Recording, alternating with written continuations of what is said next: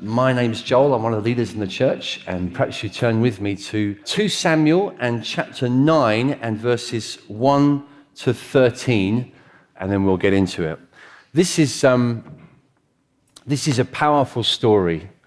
I find this story really moving. Whenever I read it, it's an emotional story, it's a moving story, it's spoken to me a lot this week, and I want to share it with you and hopefully bless you with it. Okay, so 2 Samuel and chapter 9 says this, "And David said, 'Is there still anyone left of the house of Saul that I may show him kindness for Jonathan's sake?' Now there was a servant of the house of Saul whose name was Ziba, and they called him to David. And the king said to him, 'Are you Ziba?' And he said, 'I am your servant.' And the king said, 'Is there not still someone in the house of Saul that I may show the kindness of God to him?' And Ziba said to the king, 'There's still a son of Jonathan. He's crippled in his feet.' The king said to him, 'Where is he?' And Ziba said to the king, 'He's in the house of Machir, the son of Ammiel, at Lodebar.'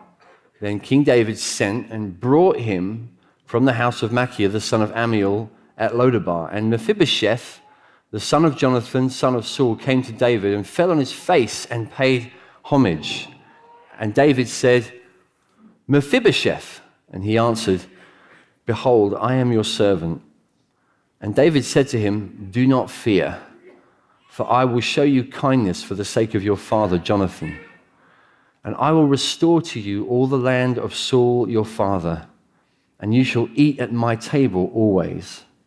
And he paid homage and said, 'What is your servant that you should show regard for a dead dog such as I?' Then the king called Ziba, Saul's servant, and said to him, 'All that belonged to Saul and to all his house I have given to your master's grandson. And you and your sons and your servants shall till the land for him, and shall bring in the produce, that your master's grandson may have bread to eat.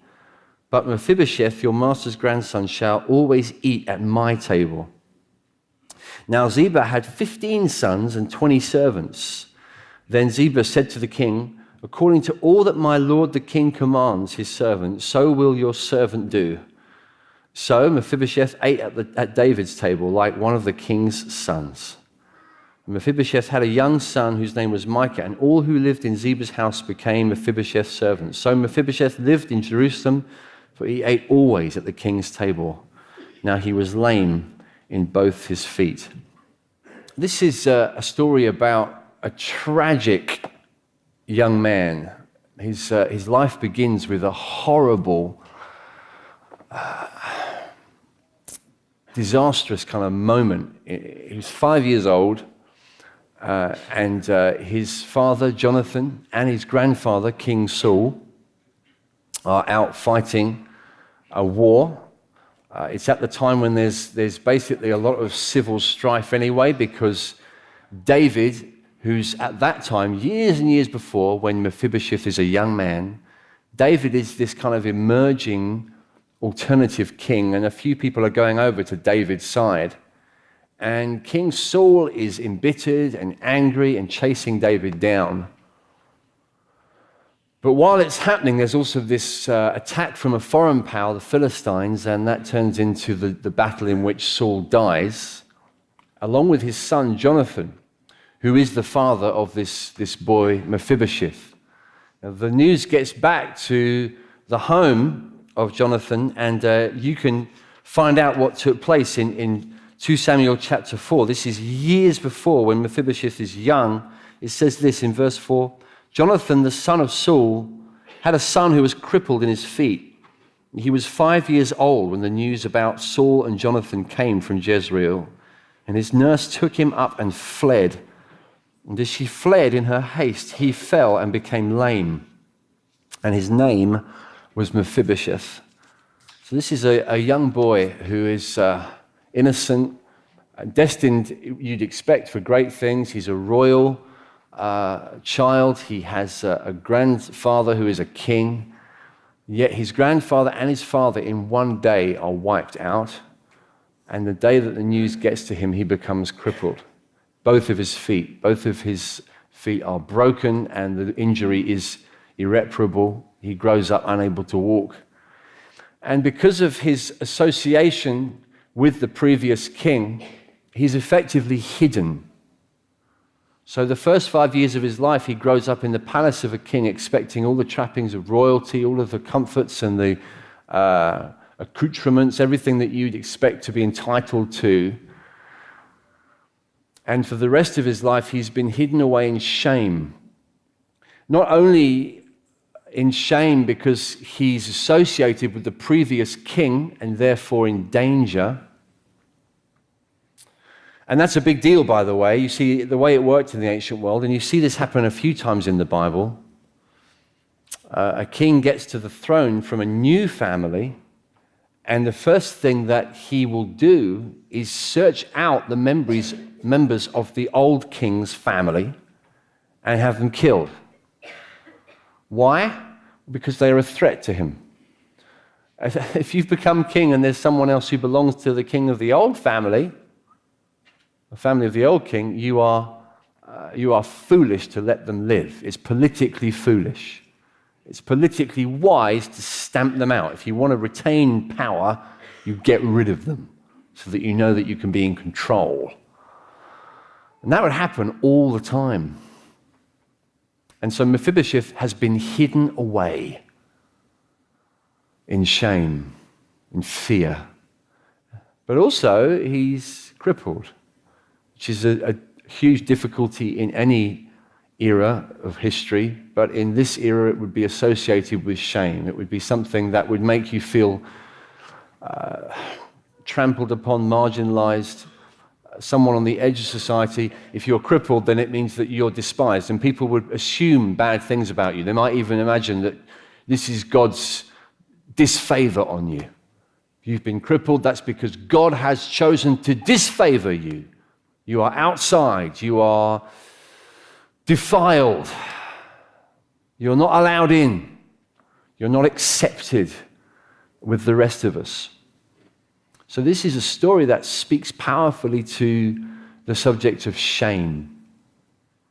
Shame is an ancient and modern problem.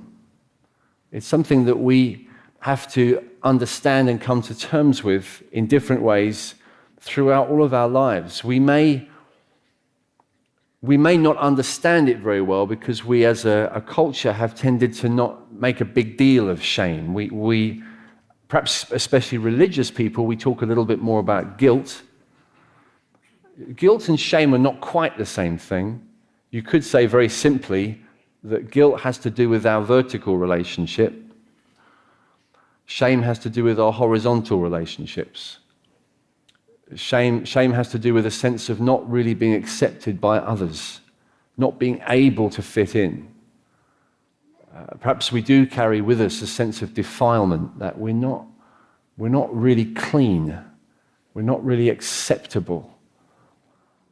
We have perhaps a sense of something that's just kind of carried around with us wherever we go, and we're not sure that we're really allowed to be in the ordinary society that we even might crave to connect with.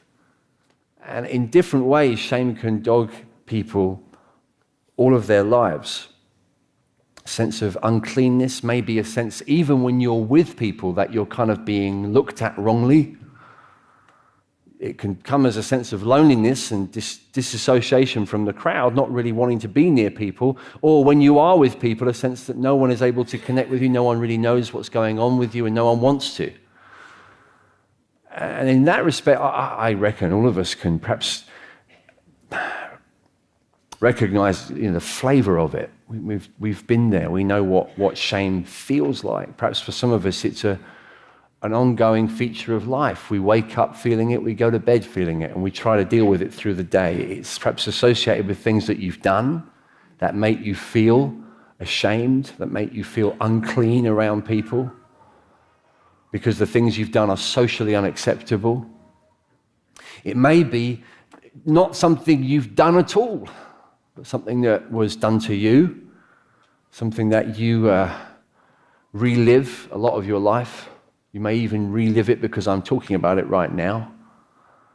Things that we had done to us in our childhood, perhaps done by someone that we never expected to have that sort of thing done to us by. People who are victims of abuse will carry often a sense of shame that can seem irrational. It's like, I don't know how to get rid of this. It's not even my fault. I didn't even do it. I didn't want this, but it still feels filthy. I can't avoid this contaminating sense of defilement. So I don't think that we're strangers to shame in our day. It can be as dramatic as abuse. It can be more subtle. It can just be the sense in which we just have a deep sense that we're going to get found out one day. We have a deep sense that we're somehow not quite up to the mark. We're not quite good enough. And it's been exacerbated by seasons or moments in our lives where we've noticed that we're not being chosen, we're not being sought out.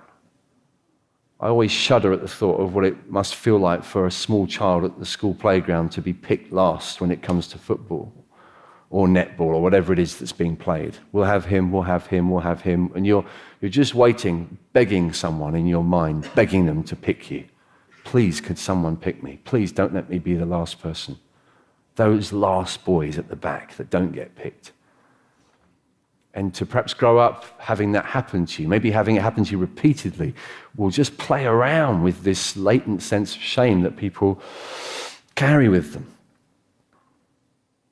Mephibosheth's problem is that he knows he's got shame in his culture. He also knows that he represents the enemy.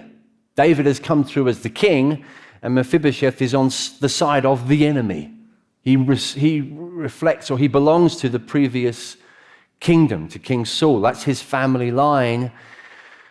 And the world that he's grown up in is the world of his enemy, David. He would have been taught perhaps by his nursemaids, by whoever it was who told him the stories in his upbringing, to be suspicious of David. David, the new king. David, the enemy of your grandfather. And now he's the king. Mephibosheth's grown up in a horrible, ugly enemy world, an opponent world, and the face of it is King David. And now he gets to this point in his life, this horrible point in his life where he's being invited to the palace to see the king. I can imagine already there's this terrible sense of what is going to happen to me. I've been found out. I've been found out. It's finally happened. He's sent for me. And he's fearing that it's his execution that he's going to. And in subtle ways, that can be the same. Like I said a moment ago, people can grow up or go through life with a sense of fearing that we're going to get found out for how shallow we are, found out for how unqualified we are, found out for how really good, really how bad we were at school, found out maybe for something that we've done that we've tried to keep under wraps. A friend of mine said to me recently that he hadn't realized how much this had played with his mind. For years and years, he's gone through life with a terrifying, debilitating fear of being found out. And sure, we live in an age where the speculation over media personalities and people in the public eye about what's really happened in their past, those kind of questions are getting asked more and more and more. The spotlight's going on them brighter and brighter because of recent scandals about people who've either died recently or who are at a very late stage in their life, who we thought of as wonderful people who served and gave to charity and were associated with good things, and now we found out there were horrible skeletons in their closet. And the culture that can create is one of paranoia and fear, where people are constantly wondering if there's something that they've got to be ashamed of. And Mephibosheth got to this point where, oh my goodness, it's finally happened. That moment has arrived. I'm going to be invited into the palace so that I can be led to the chopping block. I can be finally done away with as a problem to David. He's found me out. You see, this is certainly true because of certain circumstances, things we've done or things that we haven't done. But here's the thing that's important to bear in mind. Shame kind of clings to us irrespective of any particular things we've done, and even of things that have been done to us, because it's really a feature of what it means to be children of Adam.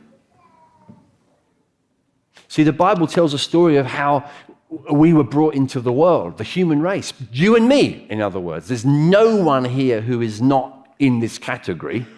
We all belong to Adam's race, and the story it tells is of this perfect paradise which these two perfect people became imperfect in. They did something wrong, and the first thing they felt was shame. They tried to cover themselves. They suddenly realized they were naked. They didn't used to notice. They became suddenly very self-conscious. They became less concerned about God. They became more concerned about themselves and how they fit in and how they felt. And actually, they did indeed have to be ejected from the garden. They were exiled out from the presence of God and his goodness. And the specific story is that they went out of the garden, and at the gate of the garden, the entrance of the garden, there was a guard, an angel set there with a flaming sword. That's a very clear no entry sign. A flaming sword, an angel saying, this is not your home anymore. You are unclean. You cannot be here. And that's the place where God is. The garden is the holy place. And Adam and Eve and all of their offspring, their family tree, to which we belong, have been ejected from the presence of God. And so it doesn't really matter what you've done. It doesn't matter what's happened. It doesn't matter if you can think of any particular skeletons in your closet. We are in Adam's race. We're in his family, and we carry around this sense, I don't really belong in the presence of the King. I don't really belong in the palace. I don't really feel that I can be welcome in there.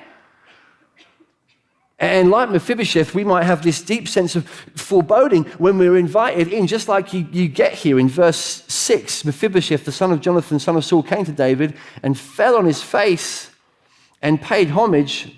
And David said, Mephibosheth. And he answered, behold, I am your servant. What does he feel? The first thing you notice that Mephibosheth feels, he's come in the presence of the king, he falls on his face.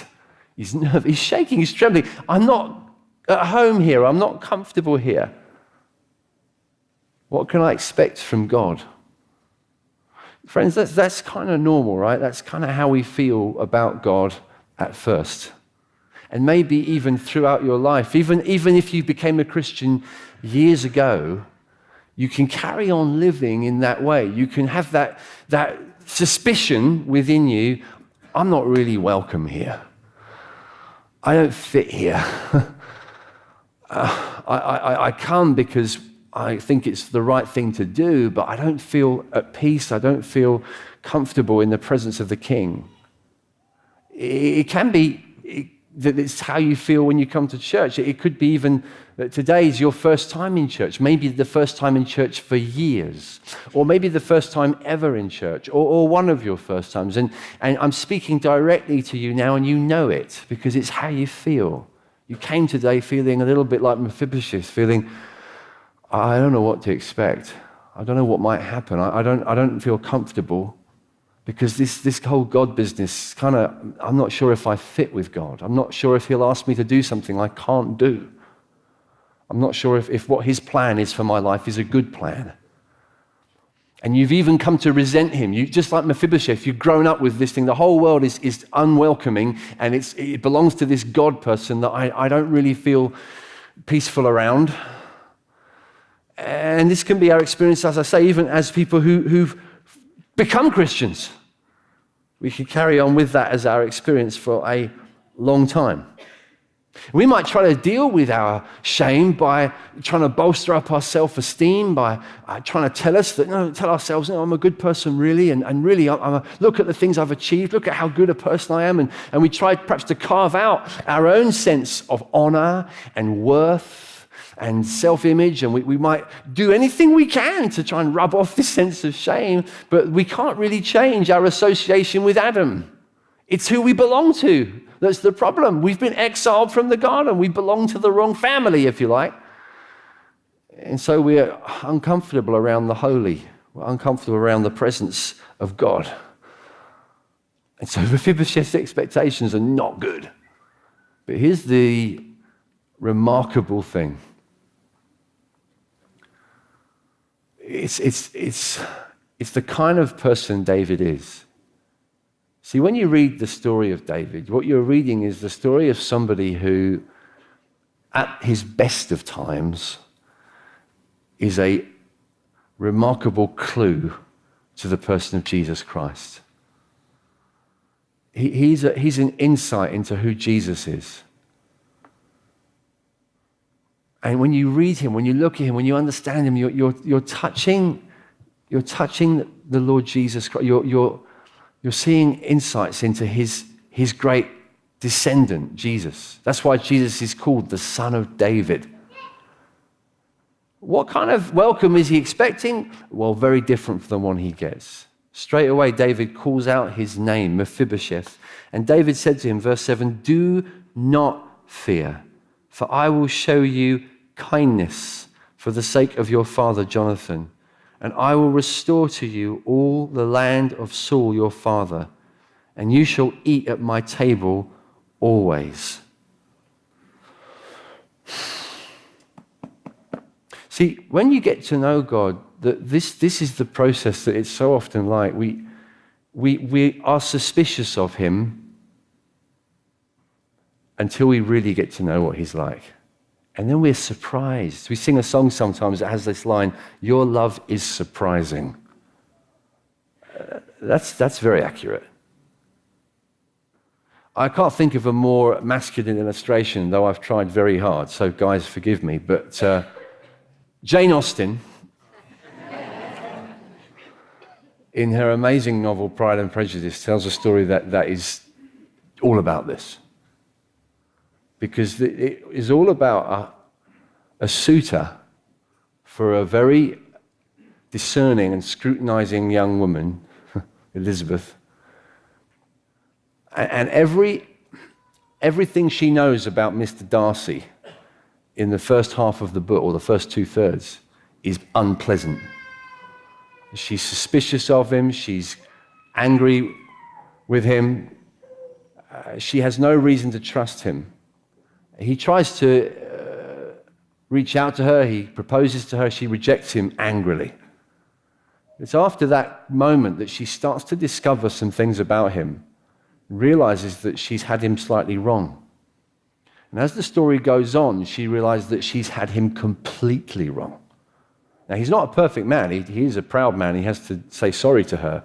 But as she gets to know him, she realizes that she has based her entire assessment on him on some prejudices that she made, some wrong judgments. And this man, in fact, is the best man she's ever met, the most worthy suitor she could ever welcome. And she completely gives herself to him, and they get married. That's the end of the story. Sorry, I just ruined it for you. It's quite boring, so I don't think I've ruined it for you. No. It's boring unless you're like me. I'm trying to help the guys. I like Jane Austen. Sorry about that. It's just a great example. Jane Austen gets it. This is what it's like for us when we come to him. Well, I don't trust you. And then not only do you find out you were slightly wrong about God, but then you find out, she finds out that Darcy is the guy that bails out her family when her sister does something that is socially unacceptable. Her sister commits a shameful act and elopes with a vagabond. And Darcy, you'd think she says to herself, I will never see him again. I will never see him again. And then she finds out later that not only is he prepared to associate with her, but that he's covered the debts of her sister's worthless husband. Covered all his debts. Paid them all. Got her out of the gutter just because he loves her and loves her family. She says, thank you for what you've done for my family. And he says, I believe I did it just for you. It's one of those moments where you think, wow, that is love. That is amazing, kindness. And Mephibosheth's not expecting goodness, but he meets someone who's different. He meets this king who is a different kind of king. He's just like his descendant, Jesus. See, we come to God with that feeling, but we don't understand what he's like. This is what he's like. You see in verse 1, David said, "Is there still anyone left in the house of Saul?" In other words, the house of my enemy, who spent years of his life trying to find me and kill me. Seriously, that's what Saul did. Saul was like a gangster who put out, basically he wanted David whacked. For about 15 years he chased him, sent his best people onto him, all around the country, all around the desert. David says, "Is there anyone in his house that I can bless?" Saul's dead. I can't bless Saul. Maybe I can bless someone in his household, that I may show him kindness for Jonathan's sake. This is extraordinary. David is a man of covenant love. He is faithful to some promises that he made. Now, I haven't got time to go into the backstory here. It's huge and it's profound. But basically, Mephibosheth had a dad as well as a granddad. Mephibosheth's dad was Jonathan. Jonathan was David's dear friend. Jonathan and Saul both died the same day on the battlefield. And David mourned the loss of his dear friend Jonathan, the son of his enemy. But Jonathan and David had made a promise. It was like a covenant. They had come into deep connection, a true love relationship between them, where they basically said to each other, "I promise that I will look out for you. I promise." And David said, "I promise that even if you die, I will look after your family. I will look after your offspring, whatever happens." That's a crazy promise to make. It's an over-the-top emotional promise to make on the spur of the moment, isn't it? And we can enjoy a touchy-feely love moment and sentimentalize it in a movie or even in a Jane Austen novel. We can feel kind of a butterflies in our heart, just a sense of, oh, it's so lovely, how kind they are to you. These dear friends showing real love, real commitment to one another. It's beautiful. But it's another thing to follow it through. For David to let Mephibosheth live is a risk. Politically, it's dangerous because Mephibosheth is Saul's grandson. And he doesn't really want a possible faction building up in the palace around Mephibosheth. That's just silly. It's risky. It's best to have him killed, David. Let's be real. That's what real ancient kings do. David's not like that. At cost to himself, because he made a loving commitment to his dear friend Jonathan. Because of covenant love, he will find Mephibosheth and he will do him good and he will bless him. That's what God's like. He is a covenant-keeping God. And for the sake of his dear son, Jesus Christ, who died, he is utterly committed to Mephibosheths like you and me. For the sake of his son, for the sake of his Jonathan, he comes to find us. If you've ever sat in a wedding or stood in a wedding and heard the vows, you'll know that the way it goes is it doesn't say, "Do you love so-and-so?" The question is, will you love? That's it. That's the essence of it. It's not, do you love? Anyone can say, "Yeah, of course I do. She looks gorgeous. Of course I do. It's my wedding day. Of course I love her." No. The question is, will you? Will you? Will you? That's covenant love. David is prepared to follow through on this covenant commitment to Jonathan at great cost. And David is such a beautiful reminder of our Jesus in other ways as well. Look at the way Mephibosheth receives this. He's been promised a place at David's table. He's welcome. He's reinstated. He's given back his childhood. You can have your inheritance back. All this land, I want the servants to serve you. It's your land. You can sit at my table, at the table of the king forever as one of my sons. He's adopted, as it were, into David's family. David has lavished him with goodness, such great, abounding goodness. Mephibosheth is amazed, and his response in verse 8, he paid homage and said, "What is your servant that you should show regard for a dead dog such as I?" A dead dog. See, God can be good to you, so good to you, as to change your destiny, to forgive you for your sins,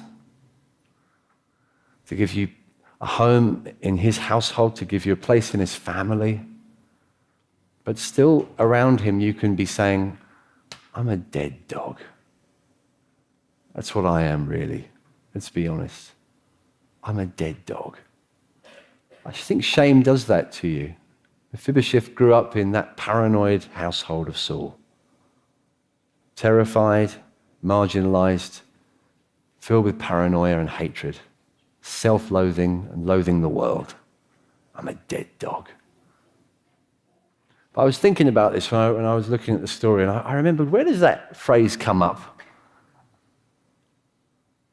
I remember that phrase. Do you remember someone else saying that about themselves? Yeah, it was David himself. Chapters and chapters ago, in 1 Samuel, when he was hiding from Saul, Saul nearly caught him, and David actually managed to get a message to Saul and said, why are you pursuing me?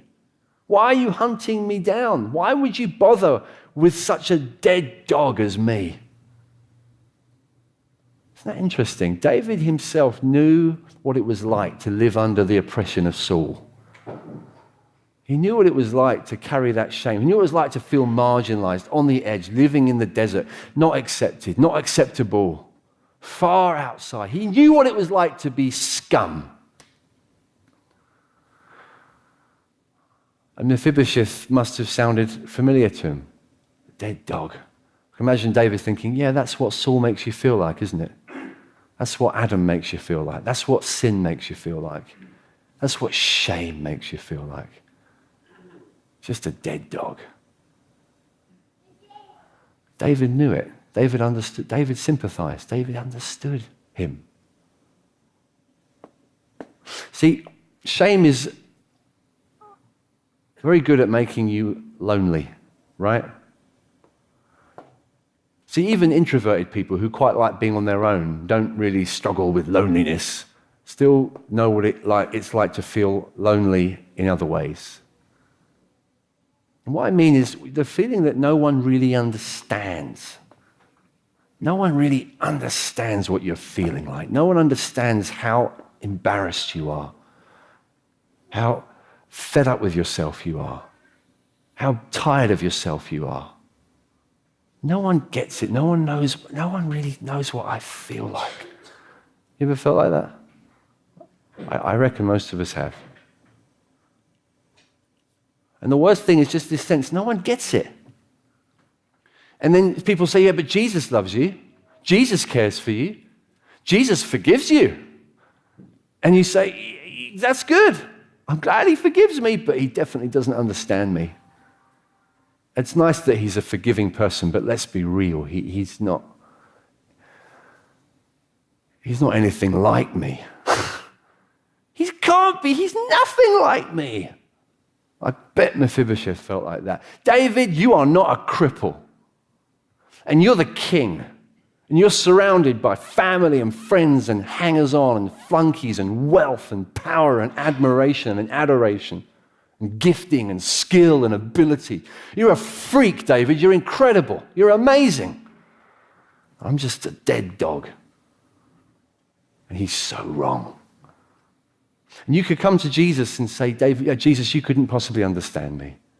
You can't understand what it's like to feel ashamed, to feel rotten, to feel covered, to feel defiled, to feel dirty, filthy because of the things that you've done, the things that you're scared that people are going to find out about, or the things that you're so tired of feeling horrible about when it wasn't even your fault.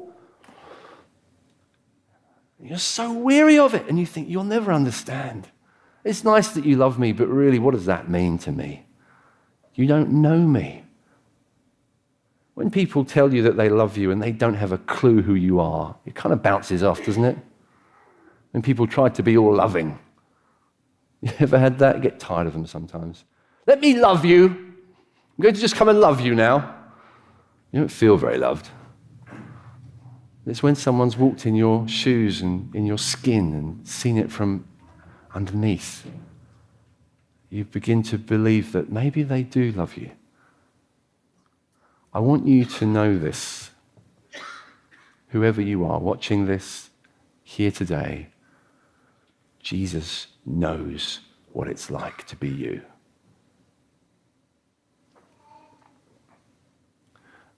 If we had another 40 minutes, I would probably spend them saying that the whole way through. And for some of you, that's what you need to hear most of all.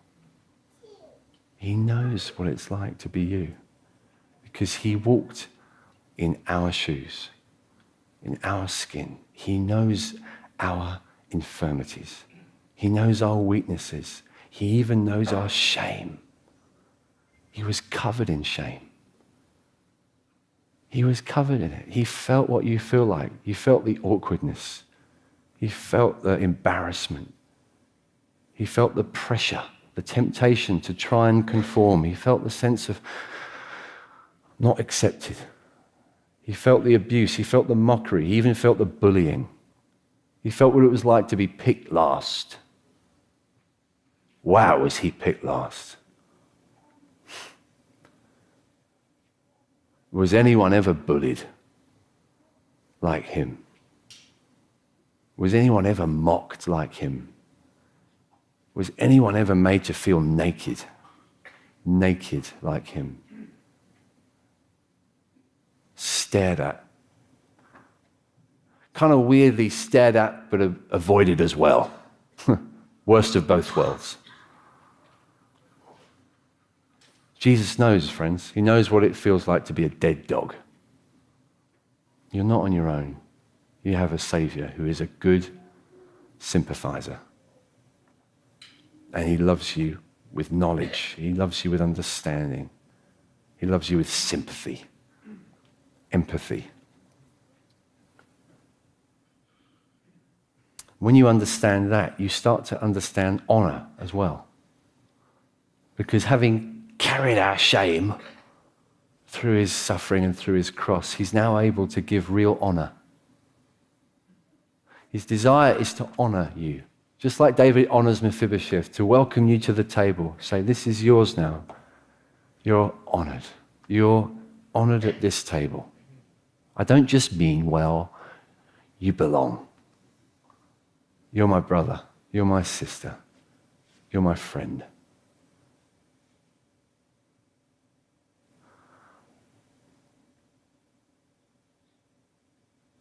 Honor is such an important thing for us to understand, guys, isn't it?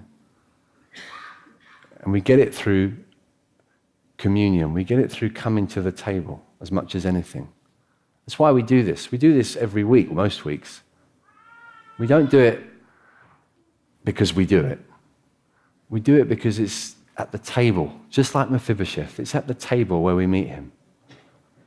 We come to his table. We come to eat with him. Have you noticed throughout the whole Bible how food is very important? Meals are very important. Jesus, the Bible says, came eating and drinking. He came welcoming sinners to his table. He came befriending. Because that's what you do when you sit and eat with someone. When you eat, it's not just fuel. It's a way of doing life, sharing life, being in communion with somebody. When we come and take bread and wine, we're in communion. We're saying, you're my family, you're my brother. I am no longer associated with Adam's family tree. All the shame of belonging to Adam is over. I belong to you. I am one with you. I have union and communion with a new friend, a new family. I belong all over again. I want you to come to the table today with expectation of meeting with him. I want you to pray for each other. Some of you may feel uncomfortable doing that. I'm not trying to make you uncomfortable. I'm trying to help you. If you feel you'd rather just watch, that's absolutely fine. But really, for some of you, the best thing today is not just to hear a sermon, but to pray it through. Because you know I'm talking about you. I've been talking about you from the beginning of this message, and you felt it all the way through. And you're beginning to think, maybe it's true. Maybe the thing that seems too good to be true is actually true. that this God, who I so don't feel welcomed by, actually welcomes me, that I can feel at home with him.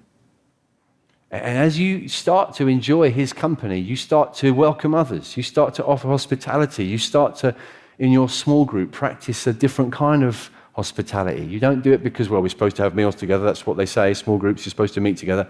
You do it because you're looking for the one who's Mephibosheth. You look at your household, your neighborhood, your street, and you think, who's Mephibosheth? Who's the person I can welcome? Who can come to my table? I've been welcomed to the table of Jesus Christ. I want to welcome as many as I can to my table to show the same love. Just like David had received so much love, he couldn't help spilling it out to Mephibosheth. It will be the same with you as you get to know this Jesus Christ for yourself.